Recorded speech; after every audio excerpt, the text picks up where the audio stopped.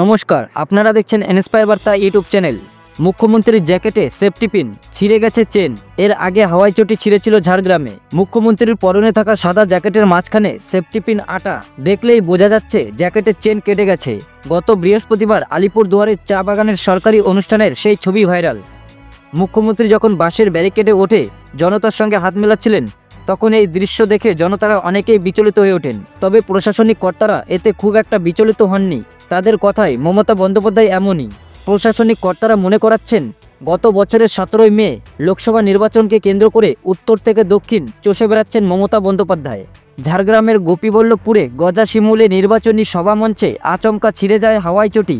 ব্যতিব্যস্ত হয়ে মন্ত্রী বীরবাহা হাসদা সহ অনেকেই চটি এগিয়ে দিতে গিয়েছিলেন। ইশারায় তাদের না করে চেয়ারে বসে ছেঁড়া হাওয়াই চটিতে সেফটি পিন লাগিয়ে পরের সবার উদ্দেশ্যে রওনা দিয়েছিলেন মমতা। গত বৃহস্পতিবার আলিপুরদুয়ারের চা বাগানে যেন সেই ঘটনার পুনরাবৃত্তি ঘটেছে। ইতিমধ্যে মমতার ওই ছবি সাড়া ফেলেছে নেটপাড়ায়। অনেকেই মুখ্যমন্ত্রীর সাদামাটা জীবনযাত্রার প্রশংসা করছেন। তাদের মতে, রাজ্যের প্রশাসনিক প্রধান হয়েও এত সহজ সরল জীবনযাত্রা মেনে চলা বোধহয় মমতা বন্দ্যোপাধ্যায় বলেই সম্ভব। অনেকে আবার নিয়োগ দুর্নীতি সহ বিভিন্ন প্রসঙ্গ টেনে সমালোচনা করে বলছেন, মানুষের নজর ঘোরাতেই এসব করে থাকেন মুখ্যমন্ত্রী। তবে বঙ্গ রাজনীতির চর্চায় বারে বারে উঠে এসেছে মমতা বন্দ্যোপাধ্যায়ের সাদামাটা জীবনযাত্রার প্রসঙ্গ।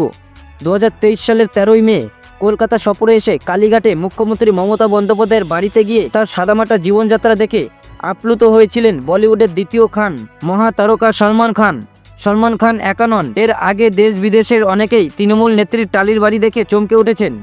রাজনৈতিক পর্যবেক্ষকদের অনেকের মতে, এই সাদামাটা জীবনযাত্রা, সহজে সাধারণ মানুষের সঙ্গে মিশে যাওয়া, এটাই মমতা বন্দ্যোপাধ্যায়ের প্রধান ইউএসপি, যা তাকে সহজেই অন্য রাজনীতিকের চেয়ে অনেক কদম এগিয়ে রাখে। প্রসঙ্গত, অ্যাসোসিয়েশন ফর ডেমোক্রেটিক রিফর্মের তরফে প্রতি বছরই দেশের মুখ্যমন্ত্রীদের আর্থিক স্ট্যাটাস রিপোর্ট প্রকাশ করা হয়। গত বছরের রিপোর্টেও মমতা বন্দ্যোপাধ্যায়কেই দেশের দরিদ্রতম মুখ্যমন্ত্রী হিসেবে উল্লেখ করা হয়েছে।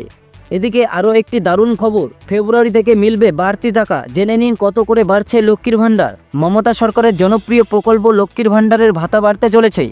2026-এর ভোটের আগে ফেব্রুয়ারি থেকে সাধারণত ও তপশিলি মহিলাদের ভাতা যথাক্রমে 1,500 এবং 2,000 টাকা হতে পারে। যদিও সরকারি ঘোষণা এখনও বাকি, মুখ্যমন্ত্রী ইঙ্গিত দিয়েছেন ভাতা বৃদ্ধির।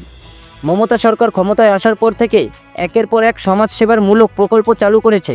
এই সকল প্রকল্প দ্বারা উপকৃত হচ্ছেন সমাজের সকল স্তরের মানুষ। এই তালিকায় আছে বৃদ্ধ ভাতা, বিধবা ভাতা থেকে শুরু করে তরুণদের প্রকল্প, কন্যাশ্রীর মতো নানান প্রকল্প। এই সকল প্রকল্পের দ্বারা মাসে 1,000 থেকে 1,500 করে ভাতা পেয়ে থাকেন সাধারণ মানুষ। মমতা সরকারের নানান প্রকল্পের মধ্যে বেশি জনপ্রিয় লক্ষ্মীর ভাণ্ডার। মহিলাদের স্বনির্ভর করার লক্ষ্যে চালু হয়েছে এই সকল প্রকল্প। এই প্রকল্পে সাধারণ জাতির মহিলারা 1,000 এবং তপশিলি জাতির মহিলারা 1,200 টাকা করে পেয়ে থাকেন। এবার বাড়বে এই ভাতা। 2026 সালের ভোটের আগে ফেব্রুয়ারি থেকে বাড়বে লক্ষ্মীর ভাণ্ডার। শোনা যাচ্ছে 500 করে বাড়বে ভাতা। ফেব্রুয়ারির আগে 1,500 টাকা পাবেন সাধারণ মহিলারা ও 2,000 টাকা পাবেন তপশিলি মহিলারা। তবে এখনও নিশ্চিত খবর মেলেনি, তবে ভাতা বাড়ছে এটা নিশ্চিত। খোদ মমতা বন্দ্যোপাধ্যায় জানিয়েছেন সে কথা। আপনার বয়স 25 থেকে 60-এর মধ্যে হলে আপনি আবেদন করতে পারেন লক্ষ্মীর ভাণ্ডারের জন্য।